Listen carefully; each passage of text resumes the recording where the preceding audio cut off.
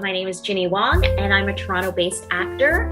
And I was just interviewed by Keith Andrew. I really support what he's doing, his mission, and it's very inspiring. And it was just a fun little chat that we had, and I think you'll have fun too. Well, that even with having a learning disability, I can still amount to something. And at the same time, I'm able to turn myself into an example for people out there dealing with any types of learning disabilities and disabilities, to never give up and prove people wrong. Prove to them that labels do not dictate who you are and who you're going to be. To prove to them they can stem out to something. So hashtag break the labels. With that being said, it's going to be a brand new season. It's got to start in January, but you know what? I want to give myself a holiday gift. Might as well start it now. It's only 2 weeks. Who really cares about waiting to 2 weeks? So it's going to be rated 14 and up. It is freedom of speech, self-expression. You can say anything you want, express yourself however you want. Of course, and it will be professional, of course, but you have the freedom to express yourself. With that being said, thank you for being a guest on my talk show. We're here with Ms. Wong, the beautiful and talented Ms. Wong from Canada. Thank you for being on my show. Every journey begins with a single step and the courage to keep climbing. At Keith Andrew Network, real stories become moving animation. Challenges turn to victories, and creativity paves new paths.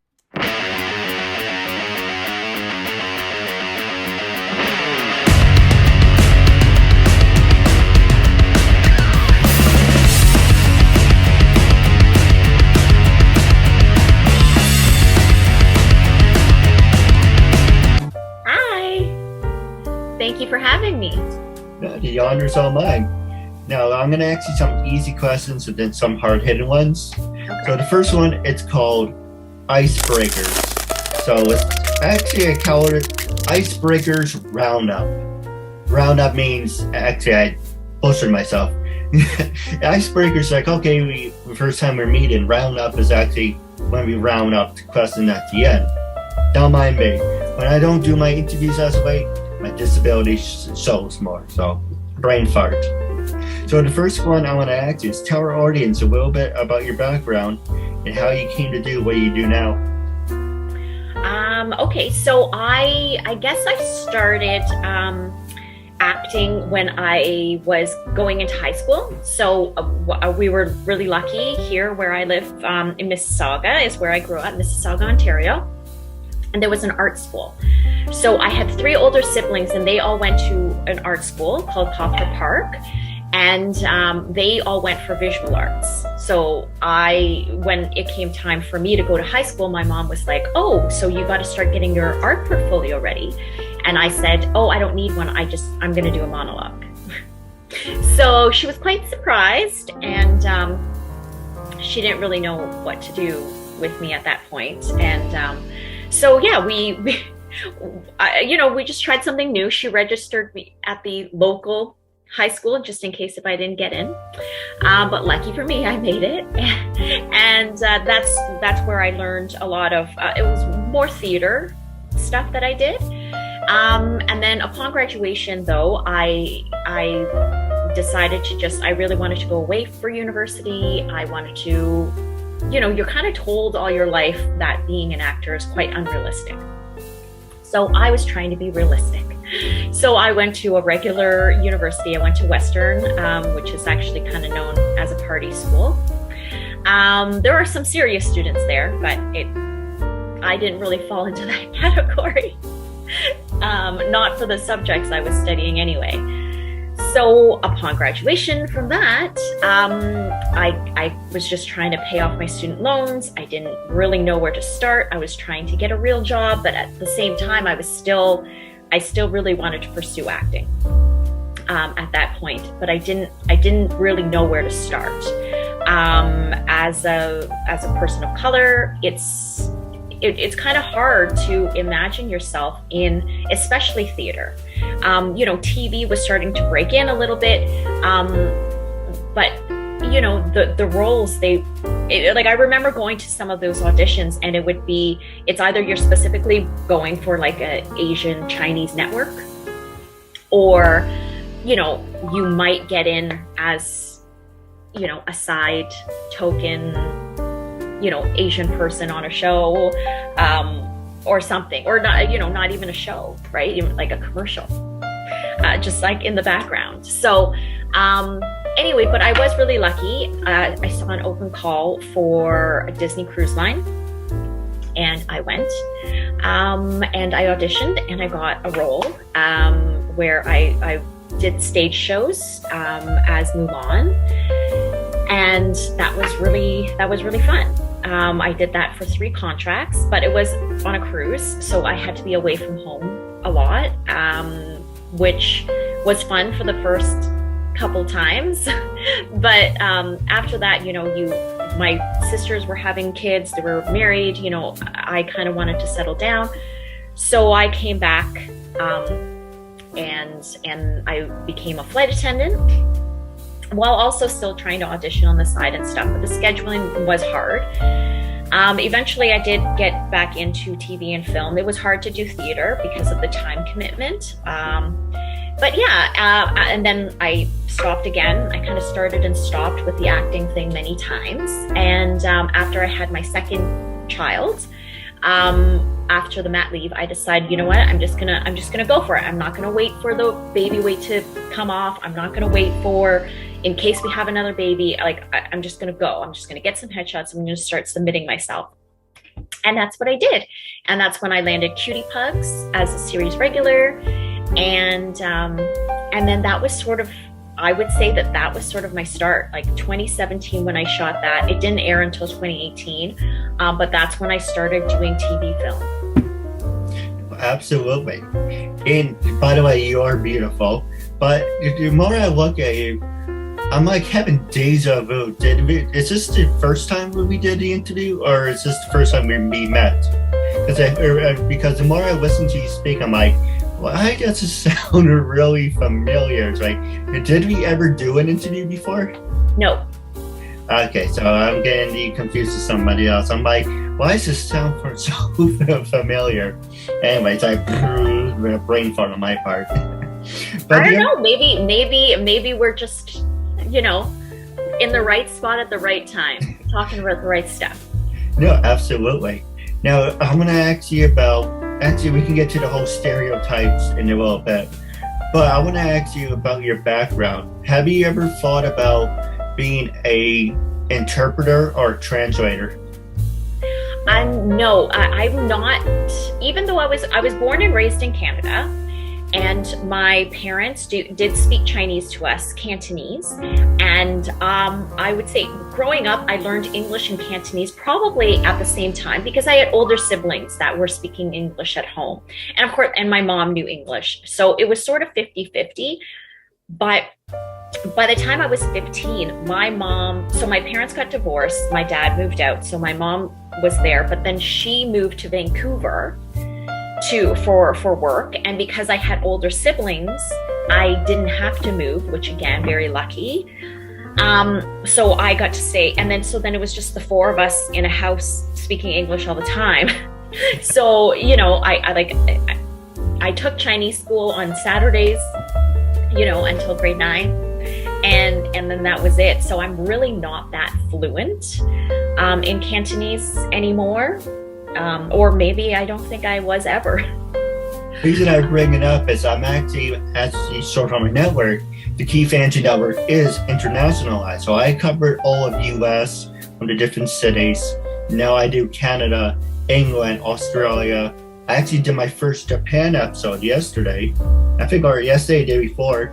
But I want to interview people from China, but I need a translator. So, that's like, hey, if you ever know anyone, it's... Yeah, that's probably going to be a tough market to break into. But I bet a lot of Chinese people, probably speak English. I know people from Hong Kong do, like very well. I was watching a documentary and I'm like, how they flip. I always think that that's such an amazing skill to be able to flip between 2 languages so fluidly. And I've seen interviews and I'm just like, I'm blown away. I agree with you 100%. But I do have some great ideas for you off the air. But the other one I want to ask you is going back to the other question I want to ask you is, are you a study nerd? When you were in college, were you a study nerd or party animal? A party animal, for sure. I read my roommate's highlights. I learned nothing. No, absolutely.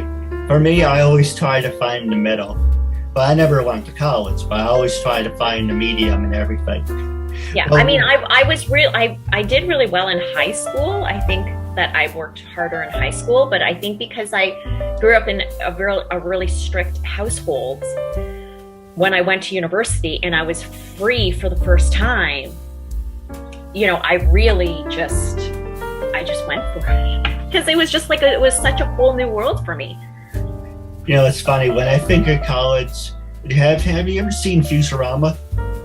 Futurama. I have, but I don't remember much from it. There's a line where Fry Spike says to Leela, "Oh, I went to college, yeah, but you know, 21st century college was pretty much an expensive daycare center." Right. Yeah, pretty much. Yeah, as you mentioned, being an actor isn't like a full-time job. Obviously, it's not like 9 to 5. But the first question I want to ask you is, who influenced you to be an actor, and what did you major in? And did that influence you to be an actor? Who influenced me to be an actor? I don't know. I think I just always loved, I loved storytelling.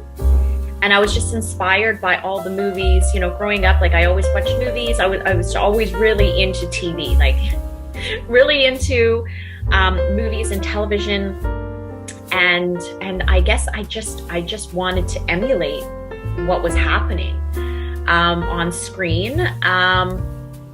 You know, I did not take acting in post-secondary school. I did go to drama. I did go for drama when I was in high school, but that was it. And then it wasn't until after I graduated from regular university, where I just took, you know, social sciences. I was a sociology major, which I guess is sort of just the study of watching people, which helps with your acting, I suppose. And then, I mean, I took other training outside of that, but yeah, there was no real formal training in a school setting for me. And what did you major in? Sociology. Oh, I'm sorry. Yeah. So let me ask you, you know, what did you want to be your big major? Did you just want to follow that degree that you took classes for and studied for? Or did that also say, you know, I want to have a bigger goal and reach my acting? And do the two of them intertwine? Well, I used to say that I wanted to be a lawyer / actor. Well, there is a lot of them. Right, but I mean, I think, you know, I was kind of, it was an acceptable answer to my parents to say that I wanted to be a lawyer. And on TV, the lawyers looked really cool. So I think in the end, really what I wanted to do was play a lawyer on TV.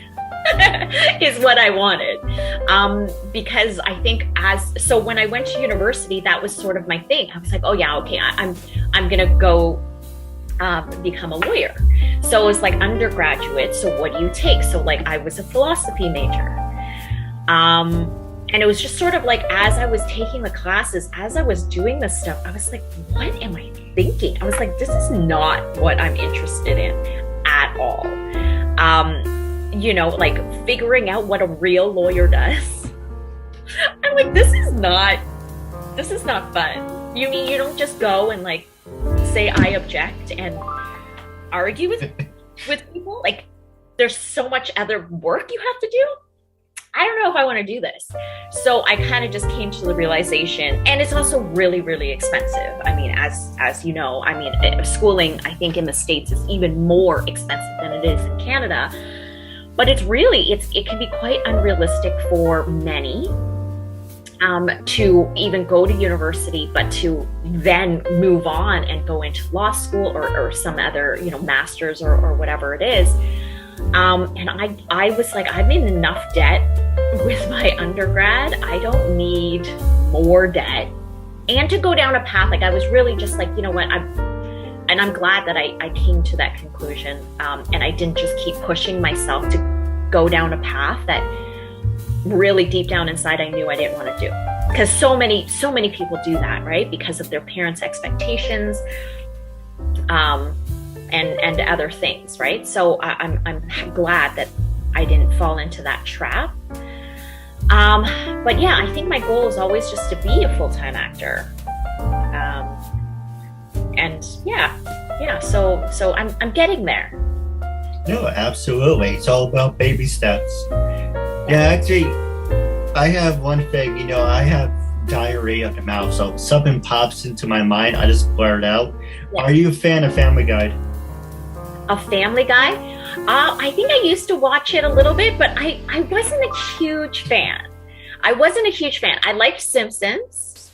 That was my thing for a long time. But I mean, I haven't caught up like on these. I can't believe it's still going with like new episodes. Like I can't believe it. But yeah, I remember watching Simpsons like pretty religiously. The next question I want to ask you is about stereotypes. And I have a funny segment I'd like to tell you if you're all right with it. Sure. There's a segment where, this Asian woman invites her husband, her boyfriend, to meet the family. And the guy's like, oh, what do you do? He's like, oh, I have a startup company, not a real job. And he was like, how much do you make? He's like, oh, I make $24,000. Welcome to family. And excuse my language. It's messed up, but it is really funny. Yeah, I mean, absolutely. Like, I do believe, stereotypes they're not completely unfounded. There is definitely a high expectation in the Asian culture, at least traditionally, for people to fit in these like boxes where it's like, accomplishment. They really base you on your achievement. And unfortunately, those achievements are generally based around monetary gains, status, things that really you shouldn't be graded on. But that is definitely something that traditionally has been in the Asian culture, which isn't, I mean, it's not all bad. I mean, I think that there's certainly a level of discipline that in the Asian cultures you don't find in North America, like in the US and Canada. Like you just don't find that type of discipline that these kids are and then they'll amaze you with what they can do. Right. And you're just like, oh man, maybe I should have listened to my mom. Maybe I should have stuck with piano. Right? But then on the flip side, you understand that sometimes not everyone can fit into that box. So I feel like I certainly didn't fit into my box that my parents wanted me to fit into. But like I think my sisters did. They did pretty well doing what they're doing in their traditional roles and that type of stuff. And they're happy. It's not like everybody's unhappy. It's finding those being able to, and that's the hard part about being a parent. And me as a parent now, it's like, knowing when to push and when to just let go. I agree with you. Now it was the last 11 minutes. I'm going to ask you some hard-hitting questions. Okay. And then you can ask me anything you want. But the first thing I want to ask you is, my former sister-in-law, I'm going to throw myself underneath the bus. I like Asian women. I'm just going to say that. But the reason I bring it up is, I know someone, my former sister-in-law used to be like, look at other Asian women and what do they have. If they have an expensive purse, then she had to go get an expensive purse. And she hold herself to a higher standard. So with that, it's all stereotypes. It's like, is it stereotypes, or is it just, I want to have what they have? Well, I think that, it's a stereotype, but I think it's there's so many things that I've been learning a lot about personal development and how your brain is wired, and sort of like your nature versus nurture. And your brain it's really neuroplasticity and being able to change. But in those beginning years, your brain is really being molded, and your neurons that are firing consistently, those are things that become almost, it's like a piece of thread where you keep making it thicker and thicker and thicker, and then next thing you know, it's like you can't even break it, even though it started as a thin thread. Whereas the stuff that you didn't really build on, they just kind of disappear. So if you've been sort of trained in a certain way of thinking, your brain, it really gets formed that way from a young age. And if you're still steeped in that culture, time and time again, eventually it's going to be really hard to break that type of thinking. And instead, you're going to use you're going to make excuses, and you're going to reason yourself into continuing to believe a certain thing. So, did I think that when I was younger, like, I needed to marry, a rich man who had a big business, and, I always wanted to work. Like, I was always like, I'm going to make the money. Because that's sort of how I was brought up. But I remember my mom always being quite embarrassed of that, because she worked, and she made more money, because when they came to Canada, my mom was the one that spoke English, and she went to school and she did all that, but my dad didn't. So she always, even though she was making the money, because her brain was so steeped in this tradition of status, where your husband is making all this money and women don't have to work, she was embarrassed of her accomplishments, right? So for me, I was always like, no, I'm gonna work, I'm gonna make money. But still in my mind, I was like, oh, but I still need like an older man, a man who's gonna take care of me, Right. who's going to maybe pay for my law school, so I don't have to worry about it. I'll still be a lawyer, but I don't have to worry about paying the debt. You know what I mean? And it wasn't until, I was like, in the middle of high school, where I was just like, what am I thinking? Right? And it's because I'm in, in a different culture. Yeah, I'm pretty sure it's when my mom, I think it's when things are coming out for me now. Like, I think at that point, it's like you lose that influence now, that constant influence, that you start to think for yourself, and you start reasoning more, and you're just like, what is it that I actually want? What is it that I actually care about? And why do I feel this way? And really breaking it down and analyzing how you really feel. And that's what you have to do. Like, you're still going to be triggered by certain subconscious thoughts, right? 75% of our thoughts every day is just, and what we do is all subconscious. So, it's even like, what is it that makes Asian women attractive to you, right? Like, we all have our preferences, but it's like, if you really bring it all the way back, you don't even remember. Right? Maybe as a baby, there was an Asian lady that was super nice to you, and you don't even remember what it was, but it's stuck in your mind somehow in the subconscious, where you kind of want to repeat that feeling, or, so, we're getting pretty deep with that, but, and like I said, you can, it's normal conversation.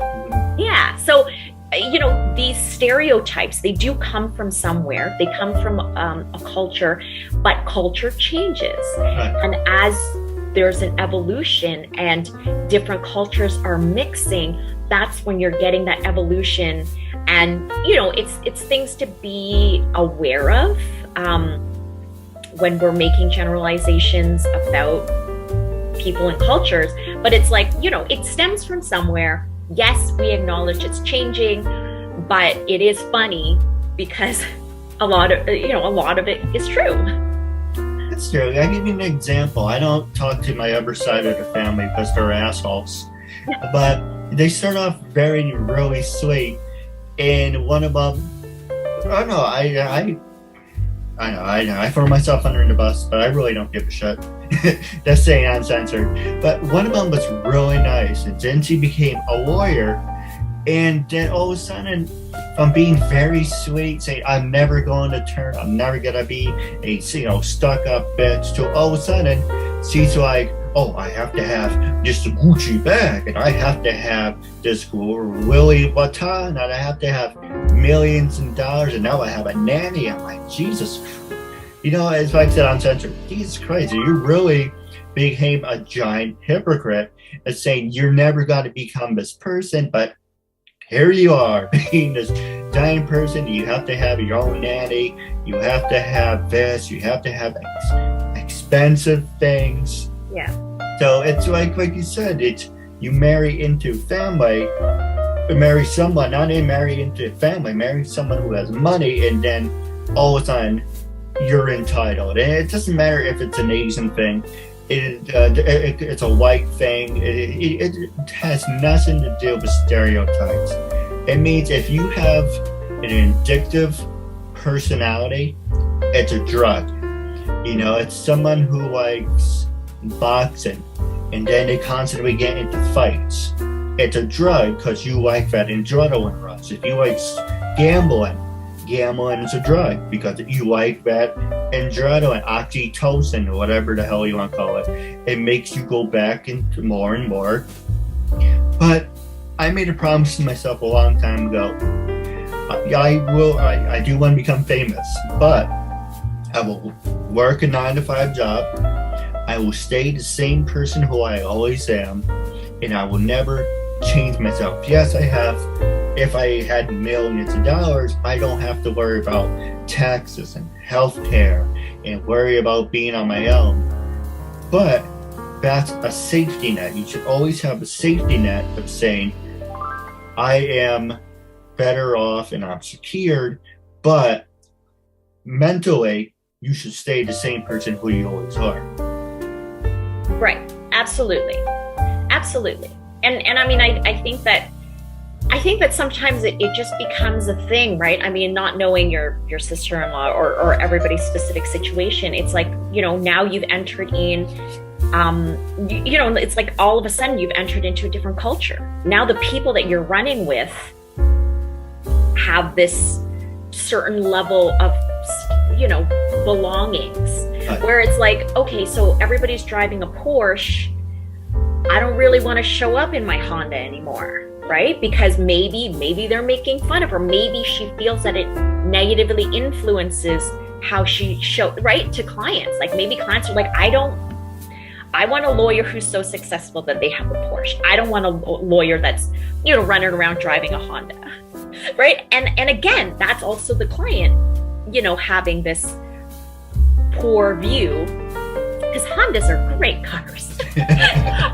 But you know what I mean? Like, but that becomes part of it too. So, and it's a certain level of, you need a certain level of confidence, to say, I don't care. I'll get my clients that are okay with me driving a Honda or whatever, right? But if, anyway, I'm just saying that there's always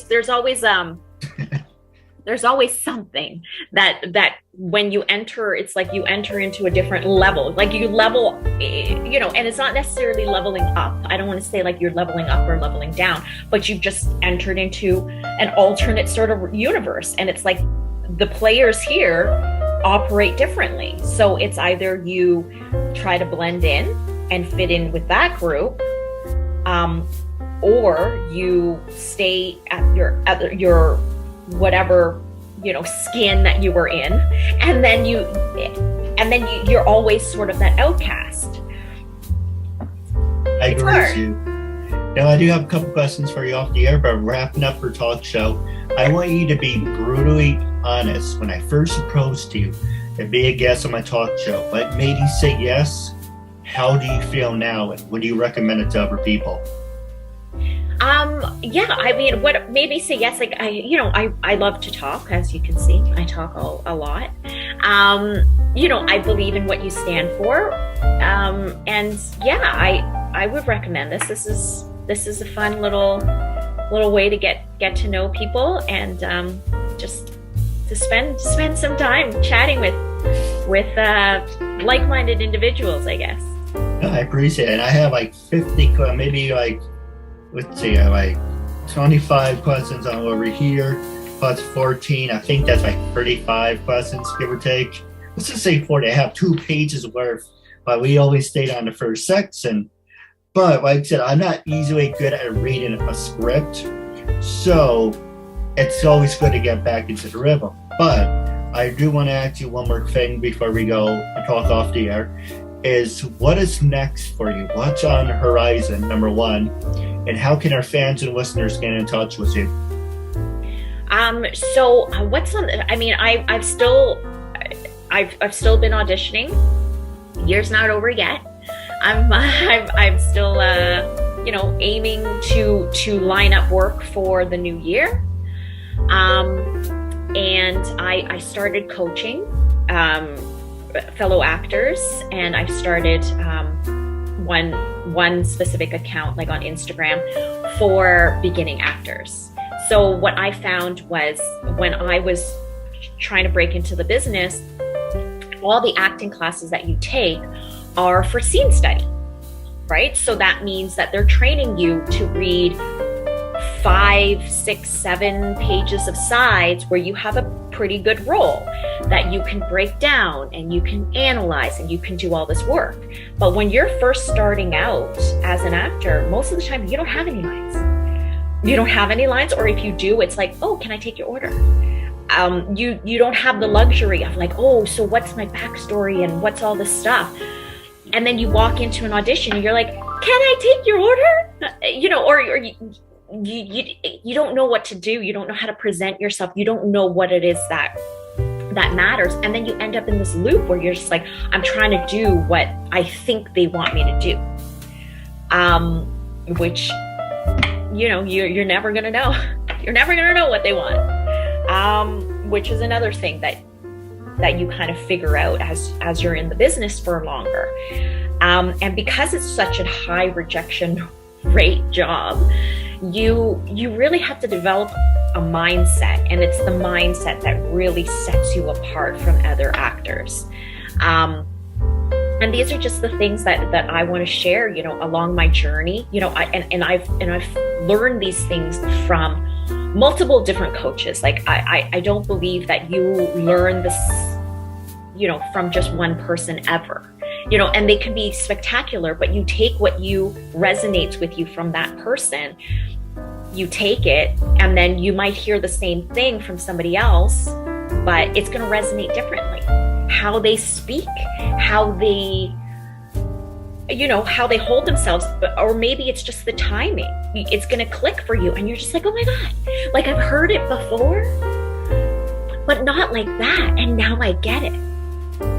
So I think it's actors helping other actors to figure it all out, because there's so many questions, and it doesn't matter like what level you're at. You're always people are saying no to you and shutting the door in your face constantly. So you really have to figure out a way to get past that, through that, and then keep going, and then of course remain true to your family and your friends and everything else. I agree with you 100%. Now we're going overtime. Yeah. But wrapping up, it was a real honor and privilege having you as a guest. And don't worry, your Instagram will be on the bottom of the screen. Perfect. And in the description in the box. But wrapping up, it was a real honor and privilege having you as a guest. Looking forward to part 2 down the road. One thing I do want to plug real fast, January 8th will be my holiday episode. I would love to have you a part of that. June 10th is my 9-year anniversary. Definitely stay tuned. But to our fans and listeners, make sure to check out our beautiful guest. She's a fantastic actress. But you have a fantastic future in the entertainment world. Anything you need, you can count on me. But wrapping up, it was a real honor and privilege having you as a guest. And until we meet again, I'll catch you later.